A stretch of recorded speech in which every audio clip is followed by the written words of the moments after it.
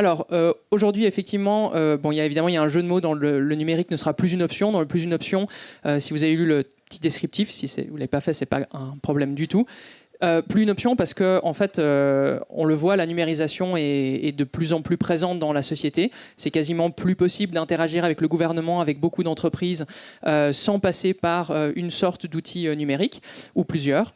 Et donc, il est possible que dans un futur pas si lointain, en fonction des décisions collectives et industrielles qui seront prises, qu'on n'aura plus le choix de passer ou pas par du numérique. Et ça, c'est une première perspective pour le futur qui peut être débattue, peut-être problématique, pour d'autres souhaitable, et probablement un peu de tout ça à la fois.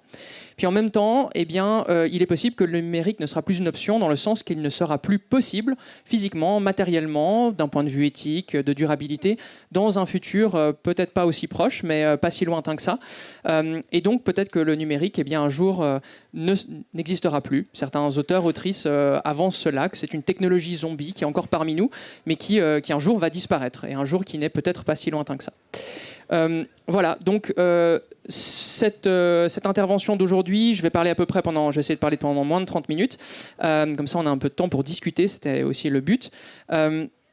L'idée, c'était de résumer ou de prendre en tout cas un nombre d'enjeux assez importants que j'ai pu répertorier dans la littérature scientifique, académique et un petit peu grise sur les questions de numérique et de durabilité. Et avant d'attaquer, je vous pose tout de suite ce schéma, ce cadre conceptuel que vous avez peut-être sûrement déjà vu. Je ne sais pas si vous le voyez au fond. C'est la seule slide où il y a des choses à voir dessus. Le reste après, si vous ne voyez pas, ce n'est pas grave. Mais peut-être très rapidement et très simplement, c'est le donut de Keith Raworth, où vous avez ce donut vert ici, dans lequel on a envie d'être, et qui est délimité à l'extérieur par le plafond écologique. C'est les limites planétaires. C'est les limites à ne pas dépasser si on veut garder la Terre habitable pour nous et pour le reste du vivant. Actuellement, on en dépasse déjà la majorité, donc on est dans un état où on déstabilise la capacité de la Terre et des écosystèmes à soutenir la vie. Donc évidemment, il faut qu'on revienne à l'intérieur de ces limites. Et puis, comme plancher, comme limite minimale, il y a le fondement social qui répertorie tout un tas d'indicateurs que vous connaissez déjà, nourriture, eau, santé, mais aussi des éléments de paix et justice, démocratie, représentation politique, égalité des genres, équité sociale, etc., qui sont en fait les aspects essentiels pour que chacun et chacune puisse vivre une vie qui est digne d'être vécue. Pas juste survivre, vivre une vie digne d'être vécue. Et donc ça, c'est le cadre, c'est la définition de la durabilité en très rapide qu'on utilise au centre de compétences en durabilité. Et vous verrez que pas mal de mon propos aujourd'hui va toucher le plancher social, le fondement social, avec des aspects notamment de démocratie. Et pour nous, ça fait pleinement partie de la durabilité, bien évidemment. Donc la manière dont j'ai organiser ça aujourd'hui, je vais vous parler en trois parties, trois asymétries. C'est la problématisation que j'ai choisie pour pouvoir justement tisser plusieurs de ces enjeux de durabilité écologique et sociale ensemble. Pas tous de ceux que j'ai pu repérer, mais ceux qui m'ont paru être les plus importants, provenant principalement de la littérature en sciences humaines et sociales. Et donc ces trois asymétries, c'est les suivantes. Tout d'abord, c'est une asymétrie de pouvoir. Et donc, qui dit asymétrie de pouvoir, dit asymétrie de contrôle aussi, entre les plateformes numériques d'un côté et les utilisateuristes de l'autre. Je me permettrai d'utiliser quelques néologismes comme celui-ci, puisque ça permet d'avoir le masculin, le féminin et le neutre ou le non-binaire dedans. Donc voilà, mais utilisatrices, utilisateurs, c'est ce qu'il y a là derrière. Une deuxième asymétrie de visibilité et donc aussi d'influence entre tout d'abord des aspects polémiques et puis de l'autre côté le débat démocratique sur des questions importantes qu'on aimerait pouvoir débattre en tant que société. Et enfin, une asymétrie d'impact et donc de justice entre les centres et les périphéries. Ça, c'est issu d'un article d'un sociologue français qui reprend le principe du système monde pour montrer que le capitalisme est mondialisé et le numérique en fait s'inscrit là-dedans également et qu'il y a des centres, des hypercentres et puis des périphéries et puis des espaces intermédiaires. Voilà, donc ça sera à peu près 10 minutes à chaque fois pour chacune des asymétries et puis après on aura l'occasion de discuter de tout ça. Alors, j'ai mis de nouveau, peut-être vous ne les voyez pas là-bas, quelques photos de nature, parce que certaines recherches ont montré que de voir la nature, c'est la meilleure manière qu'on a de restaurer notre capacité d'attention, l'attention qui nous permet de nous focaliser. Alors on n'a pas d'éléments naturels tellement autour de nous, donc voilà, la version numérique c'est la meilleure de celle qu'on puisse avoir, qui fonctionne aussi en partie. Voilà, comme ça si jamais vous êtes fatigué par mon propos, ou peut-être un peu démoralisé, ça ne sera pas extrêmement positif ce que je vais vous dire pendant la conférence, peut-être plus après quand on en discutera, voilà, en espérant que ces photos de nature vous réconfortent. Donc pourquoi une asymétrie entre les plateformes numériques et les utilisateuristes? Premier point, parce que ces plateformes, elles sont basées très fortement sur la collecte, l'exploitation et la vente de données personnelles, mais surtout des traces qu'on laisse. Vous avez peut-être entendu le slogan par le passé ou la manière dont les gens décrivaient « si c'est gratuit, c'est que c'est vous le produit ». Eh bien, ce qu'amènent d'autres autrices-auteurs, notamment comme Shoshana Zuboff, qui a pas mal décrypté ça dans un de ses livres qui est très connu, c'est que c'est plus nous juste le produit, c'est nous la matière première. C'est qu'en fait, ces plateformes fonctionnent sur la captation d'un maximum de nos traces. Donc, combien de temps on passe à regarder une vidéo, à quel moment de la vidéo on zappe à la suivante, qu'est-ce qu'on like, qu'est-ce qu'on commente, comment est-ce qu'on commente, est-ce qu'on utilise de la ponctuation, est-ce qu'on utilise des emojis, quelles sont les émotions qui peuvent être lues sur notre visage par des IA dans les images qu'on poste sur les réseaux sociaux, à quel endroit est-ce qu'on est lorsqu'on accède à l'application, puisque la plupart du temps, elles peuvent traquer notre localisation aussi.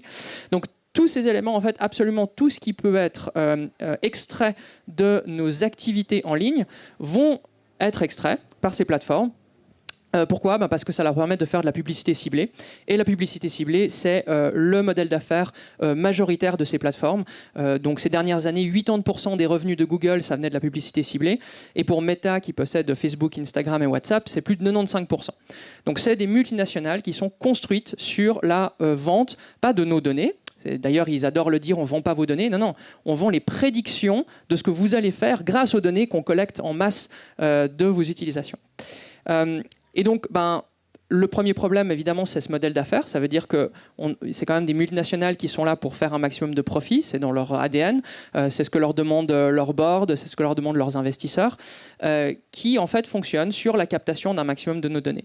Et puis, en parallèle de ça, évidemment, ça pose des questions sur la vie privée, notre vie privée, parce que ces données, souvent, on ne sait pas qu'on les donne, en fait. Enfin, on ne les donne pas vraiment, puisqu'on n'est pas conscient, mais qu'elles sont extraites de nos activités. Et puis, c'est difficile de contrer ça, surtout sur les applications. À la limite, si vous passez par votre navigateur Internet, il y en a certains comme Brave, qui sont très bien pour bloquer les traces d'utilisation, pour empêcher les pubs, etc., où c'est directement intégré, ou alors il y a des petits add-ons que vous pouvez mettre sur Firefox, par exemple. Mais dans les applications comme Instagram et Facebook, vous ne pouvez pas vous en prémunir, ou très difficilement. Et puis aussi de surveillance. Alors en discutant avec les collègues de FDCA ici, de sciences criminelles, en Suisse, on est relativement bien protégé contre l'utilisation de nos données pour à des fins de justice. Si on est, par exemple, on ne sera pas trop fiché à cause de ça si on est un activiste du climat, pour prendre cet exemple. Par contre, dans d'autres pays comme les États-Unis, l'accès, par exemple, de la NSA aux données de Facebook et autres est beaucoup plus facile, même si apparemment ça rentre quand même dans un cadre légal qui est assez strict. Mais ça, je ne suis pas un spécialiste de cet aspect en particulier, donc je ne peux pas vous dire dans quelle mesure ces agences ont accès ou pas et à quoi. Deuxième aspect, en fait, comment faire cette collecte de données ? Eh bien, une des astuces, c'est les dark patterns, les interfaces trompeuses, qui sont justement ces astuces issues de la psychologie du comportement. Alors, c'est pas très loin des nudges aussi, mais c'est quand même un petit peu différent. Et surtout, il y a une volonté derrière qui n'est pas nécessairement, ou qui est souvent un peu malsaine, de nous faire prendre des actions en ligne que nous n'aurions pas prises autrement. Et souvent, sans qu'on s'en rende compte. Un exemple typique, c'est l'autoplay des vidéos. Donc vous scrollez et la vidéo part tout de suite, sans vous laisser le temps de choisir si vous avez envie de voir la vidéo ou pas. Et ce qui se passe, c'est qu'évidemment, c'est bien fait. Les vidéos, ça représente de la nouveauté pour notre cerveau. Le cerveau lance le système dopaminergique en route. Donc ça sécrète de la dopamine. La dopamine, c'est l'hormone du plaisir, de la motivation et de l'addiction. Et donc à chaque nouvelle vidéo qui part, eh bien, on a un petit shot de dopamine et on n'a pas envie d'arrêter la vidéo ou de scroller pour passer à la suivante, sauf si évidemment il y en a une autre qui nous paraît plus excitante derrière. Donc il y a des questions en fait d'addiction ou en tout cas de manipulation de notre capacité à choisir choisir si on veut rester ou pas. Un élément que je disais hier dans la conférence pour les gymnasiennes et gymnasiens, une étude a montré qu'il faut 15 minutes sur TikTok pour rentrer dans le mode par défaut. C'est le mode où on zone sur les réseaux, où en fait notre cerveau ne fait rien en particulier et on est juste là à zoner et à regarder en boucle sans avoir d'activité consciente et de réflexion par rapport à ce qu'on fait. Donc ça, c'est un premier problème. Et le deuxième, évidemment, qu'on constate pas mal ici, c'est la santé mentale, puisqu'on voit que, par exemple, alors, les études sur Instagram et puis les impacts sur les gens qui les utilisent, notamment les jeunes, montrent des résultats qui sont nuancés. Mais d'une manière générale, quand même, la plupart ont tendance à montrer que, surtout pour les jeunes, ça pose des problèmes au niveau de l'estime de soi, d'une perception, que ça crée une perception négative du corps. Pas pour toutes les utilisations d'Instagram, puis on pourra peut-être y revenir dans la discussion. Il y a une question de comment est-ce qu'on utilise l'outil, même s'il n'est pas neutre de base, mais dans la majorité des cas, il y a quand même des problématiques. Et puis évidemment, la question de libre arbitre, c'est que si on n'est pas conscient de ces interfaces, est-ce qu'on a la capacité en fait de s'en prémunir? Troisième aspect, influence sur la vérité et le rapport au monde. Vous avez sûrement entendu que la plupart des réseaux sociaux, enfin tous les réseaux sociaux fonctionnent avec des algorithmes qui choisissent le contenu qu'on voit en fonction de leur viralité et la capacité ou la volonté qu'on aura de regarder ces contenus et d'interagir avec. Donc qu'est-ce que ça crée? Ça crée que, évidemment, c'est les contenus les plus, avec le taux de viralité le plus élevé qui vont être mis en avant. Donc ça peut être aussi des contenus de désinformation ou des contenus même complotistes, parce que c'est des choses qui ont tendance à beaucoup bouger sur les réseaux. Souvent des contenus qui génèrent beaucoup d'émotions, des émotions fortes. C'était montré qu'un contenu qui contient des insultes, par exemple, est diffusé et retweeté, notamment pour X et Twitter, beaucoup plus qu'un contenu qui est neutre en émotion ou qui est positif. Et puis, c'est ce fameux enfermement dans une bulle à filtre ou une chambre à écho.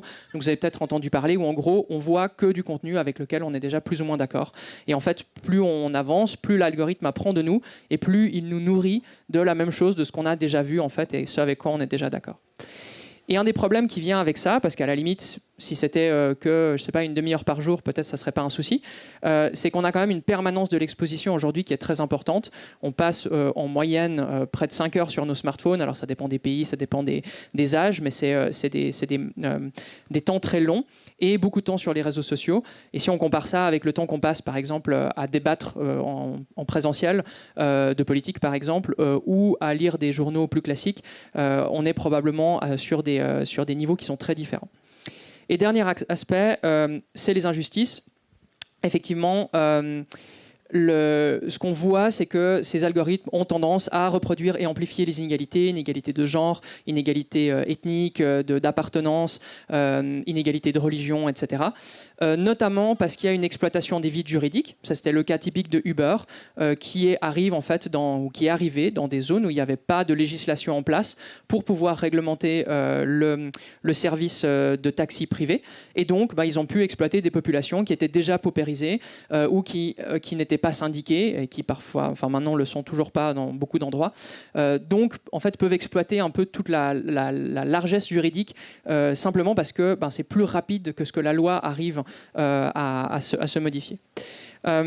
Et également, un aspect qui est pas mal mis en avant, notamment en France, avec la question de l'aide sociale, c'est que ces algorithmes qu'on sait être biaisés, alors bien sûr, ils essayent de les améliorer au mieux, mais en fait ont de plus en plus de contrôle des systèmes socio-économiques.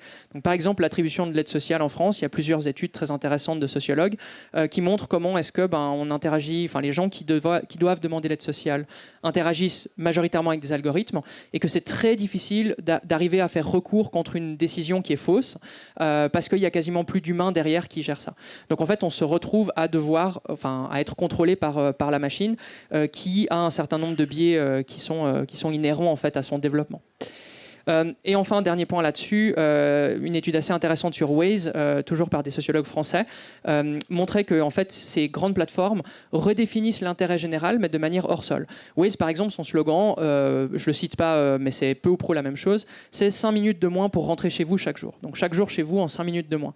Et ça, en fait, il montre, c'est une nouvelle définition de l'intérêt général, qui a peut-être rien à voir avec l'intérêt général qu'un territoire pourrait décider collectivement pour ses administrés. Mais ces plateformes ont tellement d'impact, notamment là sur le trafic routier, qu'elles arrivent en fait à imposer un intérêt général qui est différent. Voilà, j'en dis pas plus, puis on peut revenir là-dessus ultérieurement. Ok. Deuxième aspect, c'est cette asymétrie entre polémique et débat démocratique. Alors, premièrement, parce que les algorithmes ont tendance à survaloriser la conflictualité, c'est ce que je disais brièvement avant. Les discours minoritaires et extrêmes sont générateurs de réactions fortes, et c'est pour ça que très souvent les algorithmes les mettent en avant, parce que quand il y a des émotions fortes, on a tendance à répondre plus facilement. S'il y a une insulte dedans, ça va encore générer plus d'engagement sur la plateforme, et vu que les plateformes veulent vous faire rester le plus longtemps et vous faire le plus activement possible utiliser leur plateforme pour extraire des données, bien évidemment, ces contenus-là sont très intéressants à mettre en avant. Et on le voit par exemple avec la polarisation du discours en ligne, qu'on a pu voir notamment par les travaux de David Chavalarias pour les dernières élections françaises, ou les élections législatives, où on voit qu'en ligne, globalement, les avis vont dans les deux extrêmes. Et qu'il y a de moins en moins d'avis modérés qui sont exprimés en ligne ou qui sont entendables. Puis ça, c'est un aspect qui est un peu développé, qu'ils appellent la freedom of reach, qui n'est plus le freedom of speech, la liberté de s'exprimer, mais la liberté de réussir à faire entendre sa voix si ce n'est pas une voix qui est extrêmement polarisée et qui est génératrice de controverses. Mais pas que en ligne, aussi dans les positions en général. Toujours David Chavalarias montrait comment est-ce que, alors bon là c'est des questions d'ingérence étrangère dont on parlera après, mais comment est-ce que la gauche française par exemple a été exposée et que la gauche a des vidéos insoutenable d'atrocités de guerre commises en Palestine pendant les élections pour la radicaliser sur cette question-là et faire qu'à chaque débat, ça devient impossible de ne pas amener le sujet de la guerre en Palestine parce qu'on a été fondamentalement choqué et qu'on est en état de stress post-traumatique à cause de cette exposition. Donc il y a aussi des impacts dans la vie, on va dire, hors ligne. Dernier point, on l'a vu aussi, je prends toujours les élections françaises parce que finalement c'est récent, il y a une normalisation du discours des extrêmes, et notamment là c'était de l'extrême droite, où on voit que ils ont une visibilité en ligne qui est très importante, et ce qui se passe c'est que parfois les médias, notamment, leur supposent une popularité qui est peut-être plus importante que ce qu'on voit dans les résultats de vote. Alors ça je suis pas là pour juger, mais effectivement on a pu le voir à ce moment-là. Et donc ils sont invités sur des plateaux de télévision, on leur donne du temps de parole. Il n'y a pas que ça, il y avait aussi des financiers derrière qui avaient un intérêt à mettre ces discours-là en avant. Mais globalement, ça fait qu'il y a une normalisation du discours et qui est ensuite repris en fait en dehors du numérique. Voilà, j'essaie de ne pas faire trop long. Cycle court et viralité, ça c'est assez c'est rapide. On le voit aux États-Unis notamment très bien. Les cycles de news sont de plus en plus rapides avec une focalisation sur l'insignifiant. Ça c'était le cas de l'extrême droite aux États-Unis et des partisans de Trump qui utilisent ces mécanismes très bien pour, ça c'était ce que Steve Bannon disait, flood the zone with shit. Donc inonder l'espace d'excréments, en fait en faisant monter dans la discussion de la twittosphère, en republiant avec plein de comptes des sujets sans aucun intérêt ou sans aucune importance pour le débat en cours, de manière à noyer en fait les vraies discussions. Et il le disait lui-même très spécifiquement, c'était sa stratégie pour empêcher les médias plus classiques de jouer leur rôle de sélection et d'analyse des arguments pour pouvoir alimenter un débat démocratique. Donc d'où principalement ce sujet polémique versus débat démocratique. J'en parlais un peu avant, la question des ingérences étrangères qui utilisent en fait ces mécanismes, donc c'est des États externes, alors la Russie et la Chine sont connus pour ça, qui en fait utilisent les mécanismes des réseaux sociaux pour pouvoir influencer le débat ou déstabiliser la population d'un pays.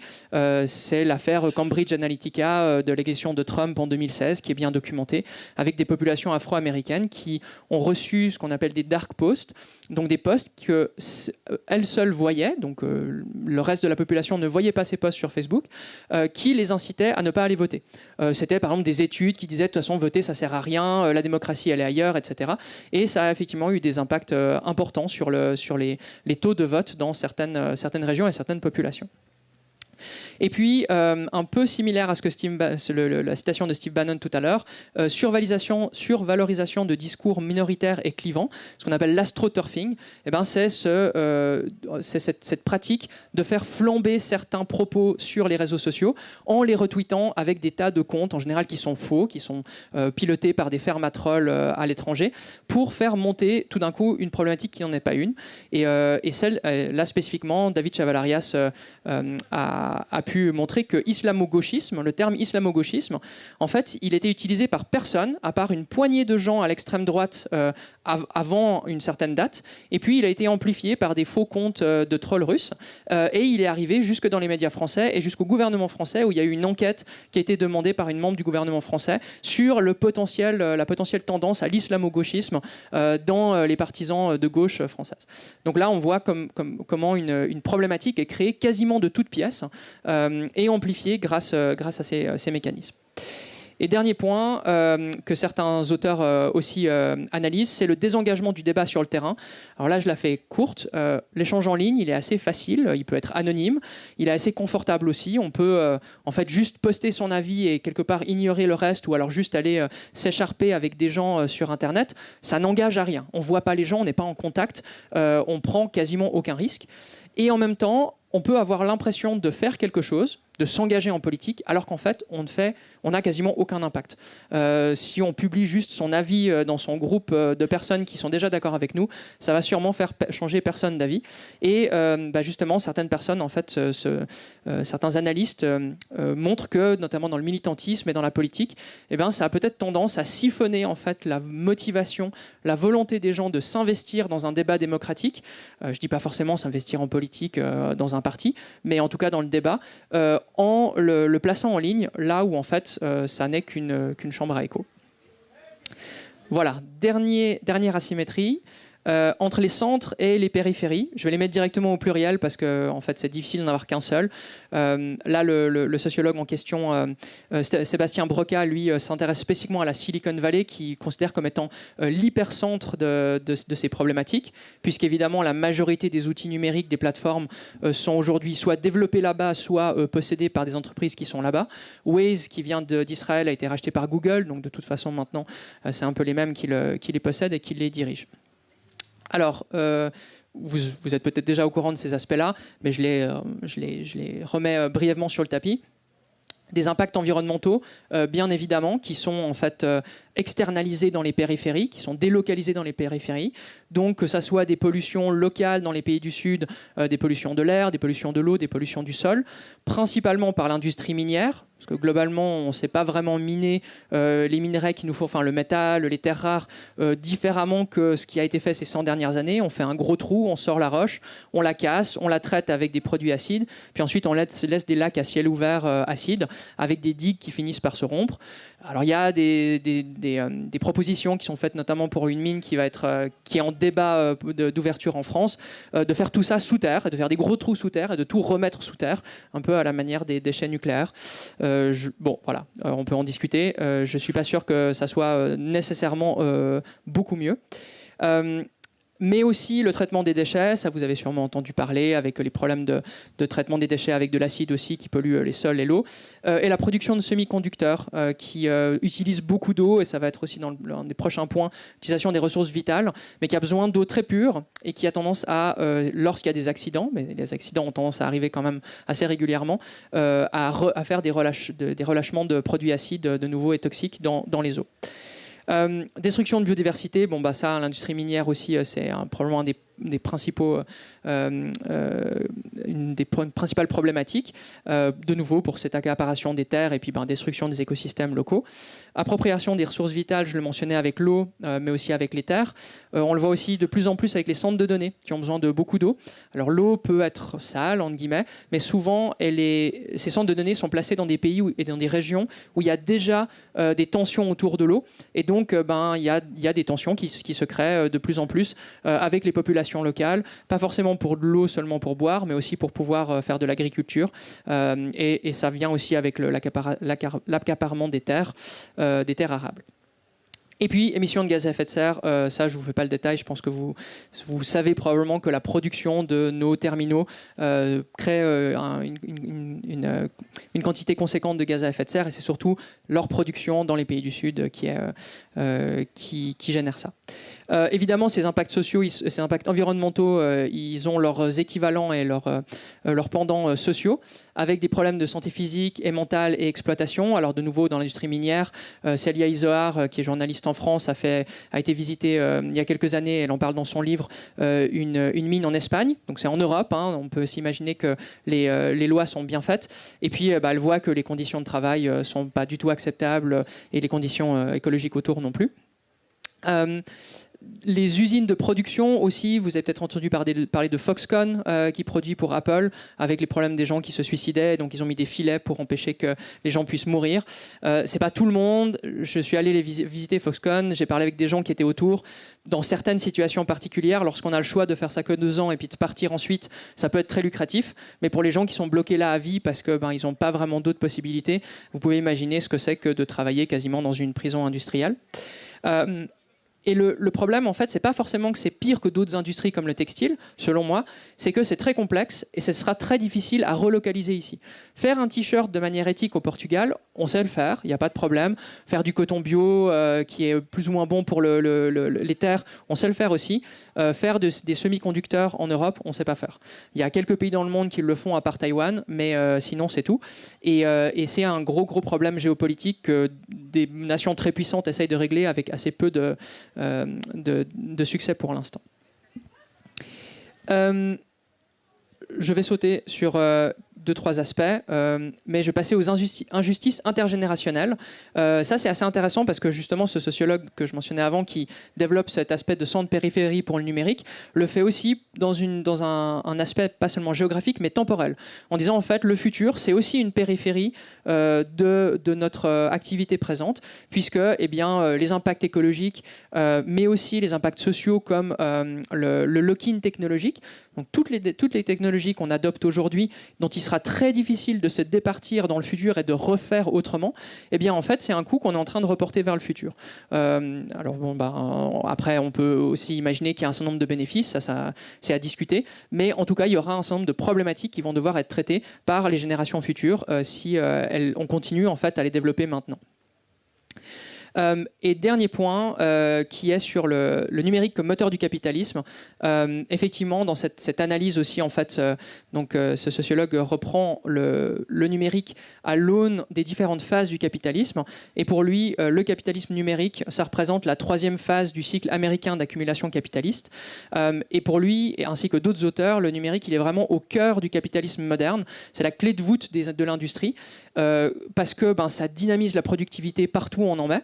C'est d'ailleurs la grande promesse pour les intelligences artificielles, c'est qu'on arrivera à faire encore plus avec encore moins. Pas forcément moins d'êtres humains, parfois oui, mais surtout en fait à générer encore plus de valeur avec encore moins de coûts.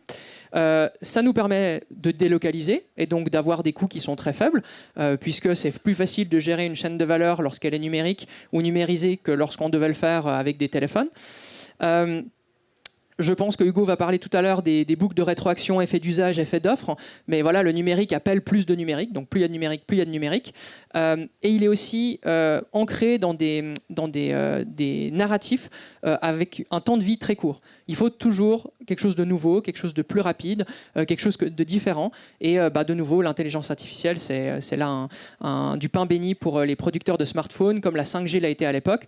Parce que pour pouvoir utiliser la 5G, il a fallu racheter des appareils qui avaient une antenne 5G. Pour pouvoir avoir de l'intelligence artificielle intégrée dans les téléphones, en partie, il faudra racheter de nouveaux téléphones. Donc voilà, on augmente encore la croissance. Si on le résume, on pourrait dire que l'innovation, du coup, elle est moins l'effet du génie de quelques humains, comme ça nous est raconté notamment par la plupart des gens dans la Silicon Valley, pas tous et pas toutes, mais plutôt le résultat de transferts asymétriques de ressources de la périphérie vers le centre. Dit autrement, elle est un gain local de temps et d'espace au détriment de temps humain et d'espace naturel perdu dans d'autres parties du système monde. Là, c'est Hornborg qui est cité dans cet article en 2019. Alors, je résume. D'abord, on a des plateformes numériques qui sont gérées par des géants du web qui fonctionnent sur la publicité ciblée et donc la récolte d'un maximum de nos données personnelles et de nos traces d'utilisation, ainsi que la captation d'un maximum de notre attention pour qu'on reste sur leur réseau, dont on sait très peu de leur fonctionnement, sur lequel on n'a aucun contrôle, ou quasiment aucun, mais qu'on sait qui ont tendance à amplifier et reproduire les inégalités qui sont déjà présentes. Premier point. Deuxième point, il y a une mise en danger au travers des outils numériques du débat démocratique sur les questions importantes pour nos sociétés, au profit d'une focalisation sur des sujets clivants, à cycle court et d'importance très limitée, menant à une polarisation de l'opinion et un désengagement de la chose politique hors ligne, comme je le mentionnais avant. Et troisièmement, on a une concentration du pouvoir, de la richesse et de la connaissance dans les centres, les pays du Nord, les villes, voire la Silicon Valley pour l'hypercentre, et une délocalisation des impacts environnementaux et sociaux, quasiment tous, vers les périphéries, c'est-à-dire les pays du Sud, ou alors les banlieues, par exemple des villes américaines, voire le futur. Et ça, on pourrait dire, c'est une version encore plus inégale, mondialisée et rapide que les phases précédentes du capitalisme. Alors je suis désolé, c'est une vision assez noire que je vous ai faite, mais on peut discuter de choses un petit peu plus joyeuses ou motivantes dans cette prochaine phase. Un des aspects que je vois notamment, c'est les questions de santé mentale que je mentionnais, parce que ça nous touche ici, ça touche nos enfants, et j'ai l'impression que ça, c'est un point sur lequel... qui va faire prendre conscience à beaucoup de personnes des différentes problématiques qu'il y a derrière. Alors je mets juste ces trois questions, que, si on veut pour le débat ou pas, mais j'avais mis: ce numérique est-il ce dont nous voulons? Sinon, est-ce qu'on peut le changer? Et si on peut le changer, que voulons-nous? Ou si on ne peut pas le changer, que voulons-nous quand même? Voilà, c'est quelques questions de lancement, mais on verra ce qui vous vient. Merci beaucoup pour votre attention, je me réjouis de discuter avec vous.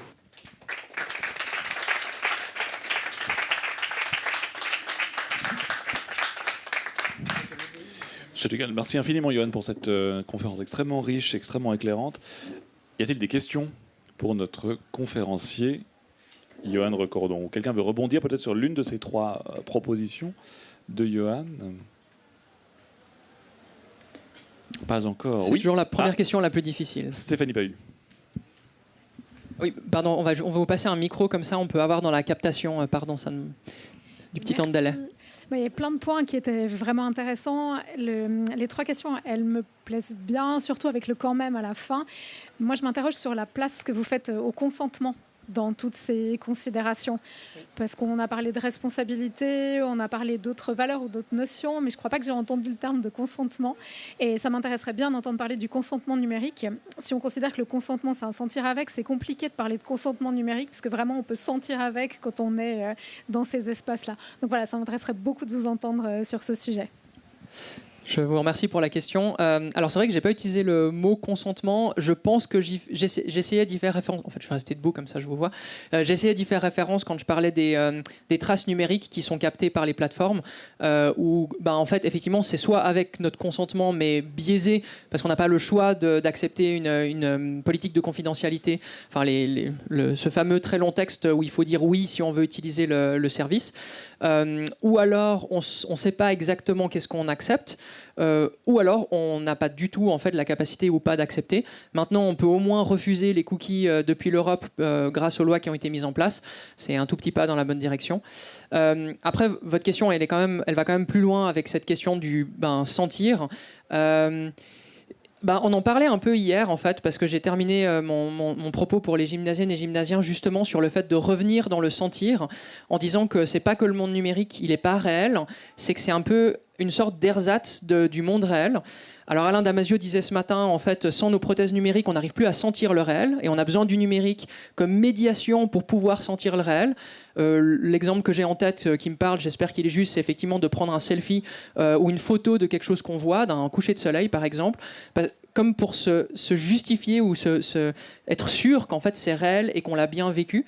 Donc effectivement, comment est-ce qu'on fait pour sentir peut-être dans son corps ce à quoi on s'expose quand on est en ligne?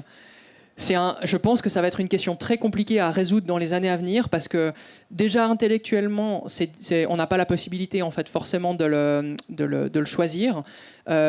Qu'on arrive à en sentir tous les impacts et ce que ça implique avec nos sens. Je ne sais pas si on y arrivera un jour. C'est une très bonne question. Je vous remercie. Augustin Franier. Merci Johan pour cette présentation. J'avais une question sur laquelle j'aimerais bien ton éclairage pour reprendre cette opposition centre-périphérie. Il me semble qu'il y a peut-être 10-15 ans en arrière, on plaçait beaucoup d'espoir sur la périphérie. Et là, j'entends la périphérie, donc tout ce qui se trouve en marge justement des grandes plateformes. Donc le Creative Commons, le open source, des initiatives comme Wikipédia qui allaient permettre l'accès universel à la connaissance, le débat démocratique généralisé, etc. Est-ce que ces initiatives de périphérie se sont faites complètement déborder aujourd'hui? Est-ce que tout espoir est perdu à ce niveau-là? Je te remercie pour la question. Alors, il y a peut-être des gens dans la salle qui en savent plus que moi là-dessus, donc je vais essayer de donner une réponse, mais je ne suis pas un grand spécialiste de l'open source. De ce que je vois, ou de ce que j'ai vu dans les textes, il y a une première réponse, c'est tout ce qui est collectivité, tiers-lieux, association, etc. Là, l'open source fonctionne très bien est très bien utilisé. Framasoft, par exemple, qui développe de nombreux outils, les développe même spécifiquement à l'intention de collectifs, d'associations, parce que ça fonctionne bien avec le modèle d'affaires qui est en général non profitable, enfin, pas pour le profit. Donc, de ce côté-là, ça a assez bien fonctionné.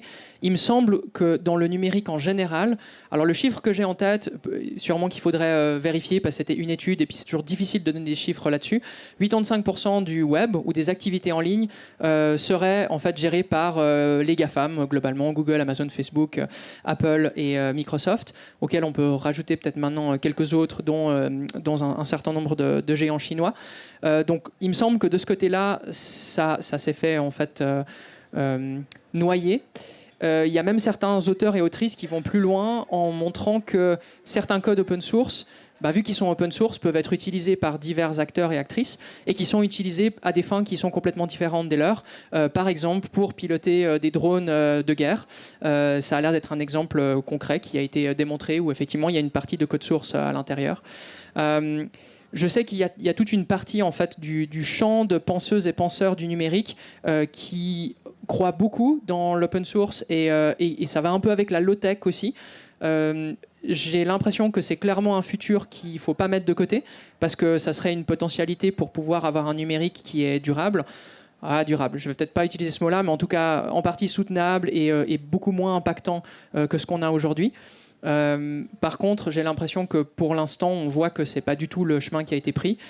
Et si je peux me permettre de citer l'UNIL, avec une nuance, on avait plus d'outils open source sur certains aspects avant, et maintenant on a pris la suite Microsoft, en partie pour de très bonnes raisons, notamment de cybersécurité, parce que c'est beaucoup plus difficile de le faire avec de l'open source.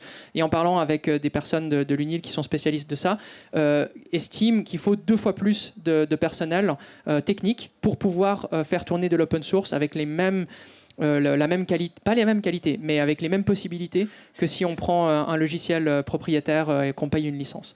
Donc on voit que même dans une institution comme la nôtre, c'est pas facile en fait de rester sur du full open source, même si dans d'autres entités ça se fait. Hein. Donc voilà, j'espère que ça répond en partie à la question en tout cas. Oui, allez-y. Pardon, on vous passe le micro.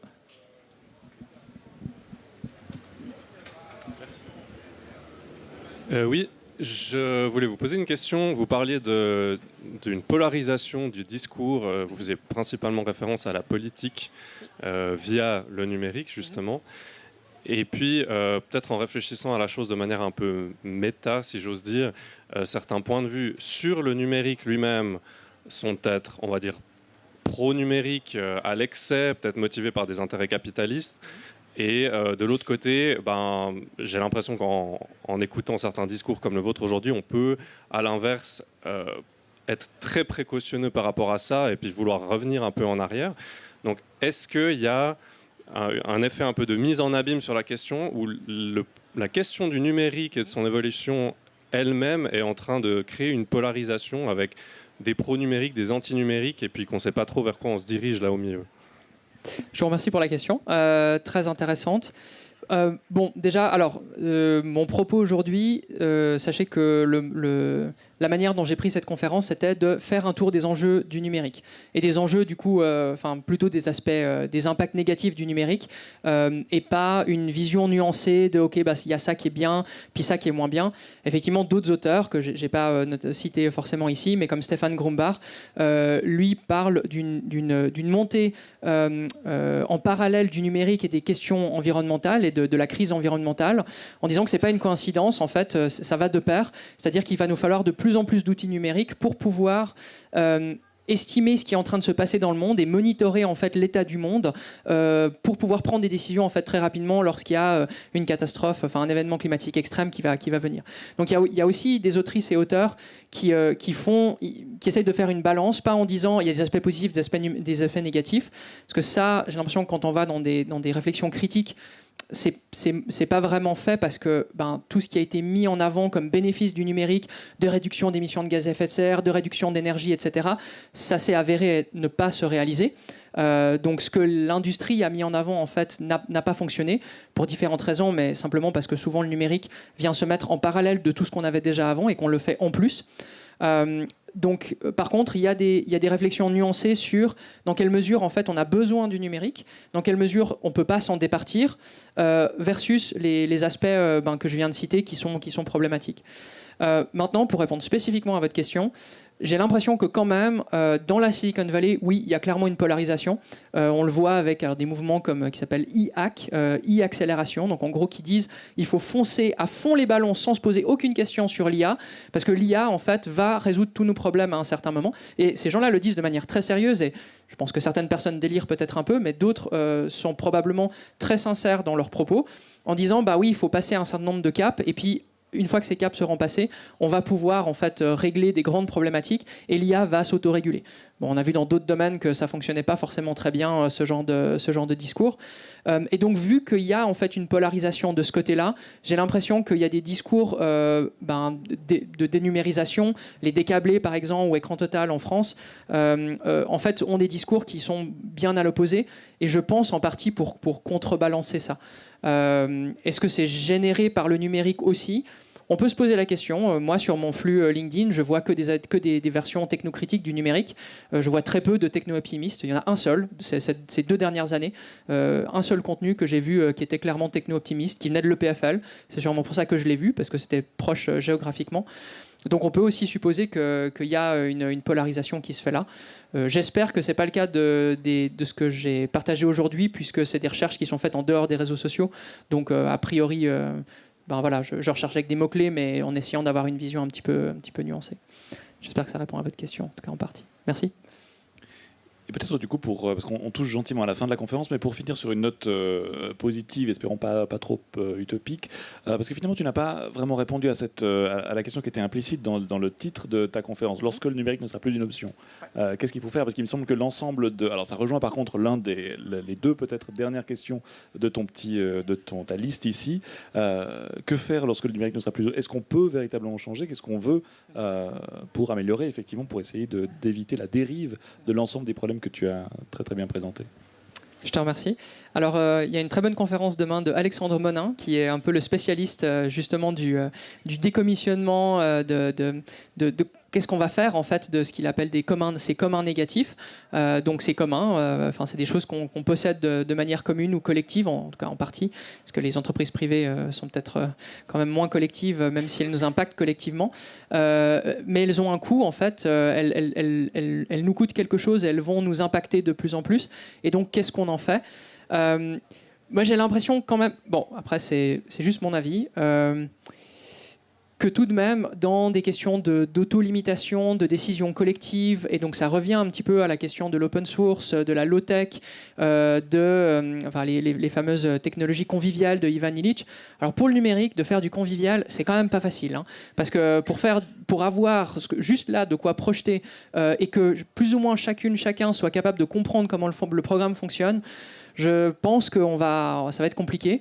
Mais dans le permacomputing, c'est un des aspects qui peut être intéressant, qui mêle les idées de permaculture ou la philosophie permacole avec l'informatique. il y a ces notions de dire, en fait, il faut effectivement revenir à des outils qui sont en tout cas compréhensibles par les experts du domaine. En ayant une certaine expertise, en sachant comment coder, etc., on arrive à comprendre comment ils fonctionnent, on arrive à les réparer, d'exploiter au maximum en fait, les outils qui existent déjà aujourd'hui, de les tirer en fait, jusqu'à leur fin de vie, mais vraiment le plus loin possible.